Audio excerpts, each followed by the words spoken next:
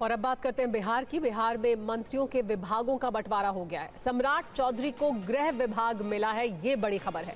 पहली बार नीतीश कुमार के पास गृह विभाग नहीं है। रामकृपाल यादव के पास कृषि विभाग है। डिप्टी सीएम विजय सिन्हा को भू राजस्व और खनन दिया गया है। बिहार में 18 मंत्रियों के विभागों का बंटवारा हुआ है, लेकिन सबसे बड़ी खबर यह कि नीतीश कुमार के पास पहली बार गृह मंत्रालय नहीं है, ये सम्राट चौधरी के पास है। इस पर और ज्यादा जानकारी के लिए हमारे साथ टीवी9 भारतवर्ष संवाददाता रुपेश जुड़ गए। रुपेश, पहली बार नीतीश कुमार के पास गृह मंत्रालय नहीं है, इसी को लेकर पहले भी कहा जा रहा था कि चर्चा की जा रही थी और बीजेपी ने ये तय किया है कि सम्राट चौधरी के पास रहेगा। सम्राट चौधरी को कहा भी जा रहा था, अमित शाह जी ने कहा था कि बड़ा आदमी बनाएंगे प्रधानमंत्री, तो यही क्या उसको हम देख रहे हैं कि इसी तरह से किया गया है? देखिए, नीतीश कुमार बिहार के मुख्यमंत्री बने हैं और नीतीश कुमार के अलावा जो 26 मंत्री हैं, उन सभी 26 मंत्रियों के विभागों का बंटवारा कर दिया गया है। चाहे वो जेडीयू कोटे के हैं, चाहे बीजेपी या फिर अन्य सहयोगी पार्टियों के कोटे के जो मंत्री बने हैं, उनके विभागों का सभी विभागों का बंटवारा कर दिया गया। और सबसे अहम है गृह विभाग, जिसको लेकर के खींचतान जेडीयू और बीजेपी के बीच चल रही थी। नीतीश कुमार किसी भी हालत में गृह विभाग छोड़ने को तैयार नहीं थे, पहले भी और अब भी। पिछली बार यानी कि 2020 में जब जेडीयू को मात्र 43 सीटें मिली थी, तब भी बीजेपी ने कहा था कि गृह विभाग बीजेपी को मिलना चाहिए, क्योंकि वो बड़ी पार्टी है, बड़े भाई हैं। लेकिन नीतीश कुमार अड़ गए थे।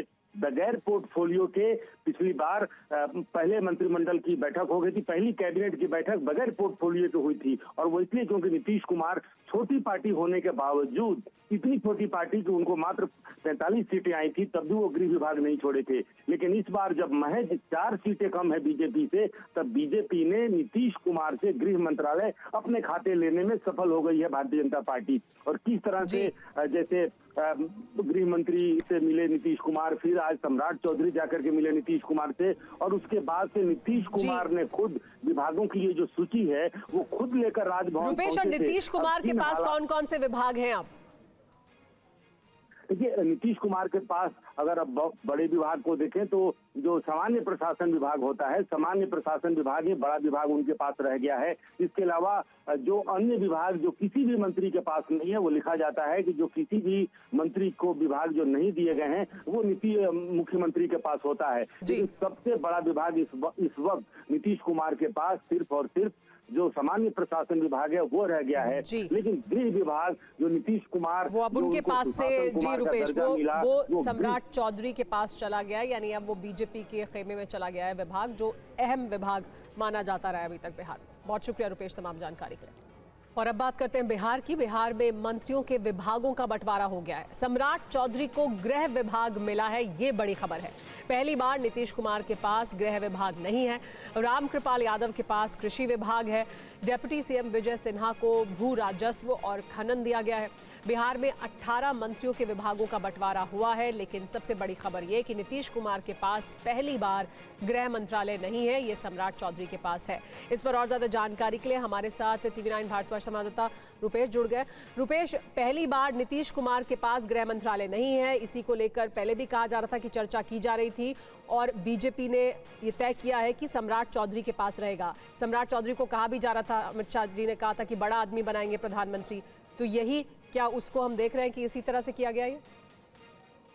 देखिए, नीतीश कुमार बिहार के मुख्यमंत्री बने हैं और नीतीश कुमार के अलावा जो 26 मंत्री हैं, उन सभी 26 मंत्रियों के विभागों का बंटवारा कर दिया गया है। चाहे वो जेडीयू कोटे के हैं, चाहे बीजेपी या फिर अन्य सहयोगी पार्टियों के कोटे के जो मंत्री बने हैं, उनके विभागों का सभी विभागों का बंटवारा कर दिया गया। और सबसे अहम है गृह विभाग, जिसको लेकर के खींचतान जेडीयू और बीजेपी के बीच चल रही थी। नीतीश कुमार किसी भी हालत में गृह विभाग छोड़ने को तैयार नहीं थे, पहले भी और अब भी। पिछली बार यानी कि 2020 में जब जेडीयू को मात्र 43 सीटें मिली थी, तब भी बीजेपी ने कहा था कि गृह विभाग बीजेपी को मिलना चाहिए, क्योंकि वो बड़ी पार्टी है, बड़े भाई हैं। लेकिन नीतीश कुमार अड़ गए थे। बगैर पोर्टफोलियो के पिछली बार पहले मंत्रिमंडल की बैठक हो गई थी, पहली कैबिनेट की बैठक बगैर पोर्टफोलियो की हुई थी। और वो इसलिए क्योंकि नीतीश कुमार छोटी पार्टी होने के बावजूद, इतनी छोटी पार्टी कि उनको मात्र 43 सीटें आई थी, तब भी वो गृह विभाग नहीं छोड़े थे। लेकिन इस बार जब महज 4 सीटें कम है बीजेपी से, तब बीजेपी ने नीतीश कुमार से गृह मंत्रालय अपने खाते लेने में सफल हो गई है भारतीय जनता पार्टी। और किस तरह से जैसे गृह मंत्री से मिले नीतीश कुमार, फिर आज सम्राट चौधरी जाकर के मिले नीतीश कुमार से, और उसके बाद से नीतीश कुमार ने खुद विभागों की ये जो सूची है वो खुद लेकर राजभवन रुपेश, और नीतीश कुमार के पास कौन कौन से विभाग हैं अब?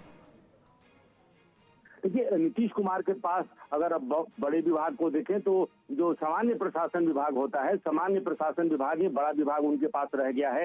इसके अलावा जो अन्य विभाग जो किसी भी मंत्री के पास नहीं है, वो लिखा जाता है कि जो किसी भी मंत्री को विभाग जो नहीं दिए गए हैं वो मुख्यमंत्री के पास होता है। सबसे बड़ा विभाग इस वक्त नीतीश कुमार के पास सिर्फ और सिर्फ जो सामान्य प्रशासन विभाग है वो रह गया है। लेकिन गृह विभाग जो नीतीश कुमार वो अब उनके पास से जी रुपेश वो सम्राट चौधरी के पास चला गया है, यानी अब वो बीजेपी के खेमे में चला गया है विभाग, जो अहम विभाग माना जाता रहा है अभी तक बिहार में। बहुत शुक्रिया रुपेश तमाम जानकारी के लिए। और अब बात करते हैं बिहार की। बिहार में मंत्रियों के विभागों का बंटवारा हो गया है। सम्राट चौधरी को गृह विभाग मिला है, ये बड़ी खबर है। पहली बार नीतीश कुमार के पास गृह विभाग नहीं है। रामकृपाल यादव के पास कृषि विभाग है। डिप्टी सीएम विजय सिन्हा को भू राजस्व और खनन दिया गया है। बिहार में 18 मंत्रियों के विभागों का बंटवारा हुआ है, लेकिन सबसे बड़ी खबर यह कि नीतीश कुमार के पास पहली बार गृह मंत्रालय नहीं है, ये सम्राट चौधरी के पास है। इस पर और ज्यादा जानकारी के लिए हमारे साथ TV9 भारतवर्ष संवाददाता रुपेश जुड़ गए। रुपेश, पहली बार नीतीश कुमार के पास गृह मंत्रालय नहीं है, इसी को लेकर पहले भी कहा जा रहा था कि चर्चा की जा रही थी, और बीजेपी ने ये तय किया है कि सम्राट चौधरी के पास रहेगा। सम्राट चौधरी को कहा भी जा रहा था, अमित शाह जी ने कहा था कि बड़ा आदमी बनाएंगे प्रधानमंत्री, तो यही क्या उसको हम देख रहे हैं कि इसी तरह से किया गया है?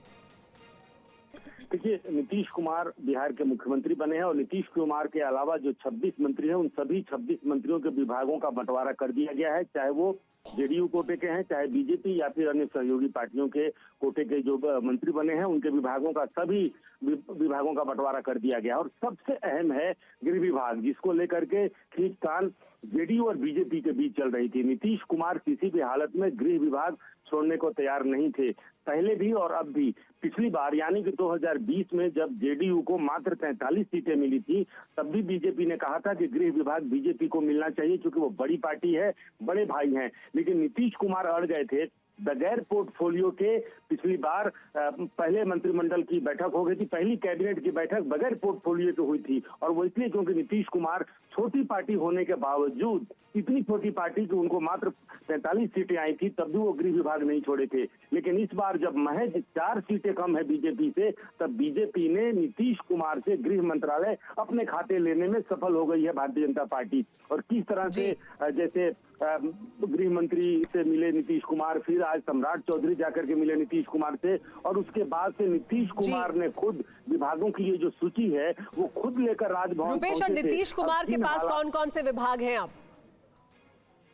देखिए, नीतीश कुमार के पास अगर अब बड़े विभाग को देखें तो जो सामान्य प्रशासन विभाग होता है, सामान्य प्रशासन विभाग ही बड़ा विभाग उनके पास रह गया है। इसके अलावा जो अन्य विभाग जो किसी भी मंत्री के पास नहीं है, वो लिखा जाता है कि जो किसी भी मंत्री को विभाग जो नहीं दिए गए हैं वो मुख्यमंत्री के पास होता है। सबसे बड़ा विभाग इस वक्त नीतीश कुमार के पास सिर्फ और सिर्फ जो सामान्य प्रशासन विभाग है वो रह गया है।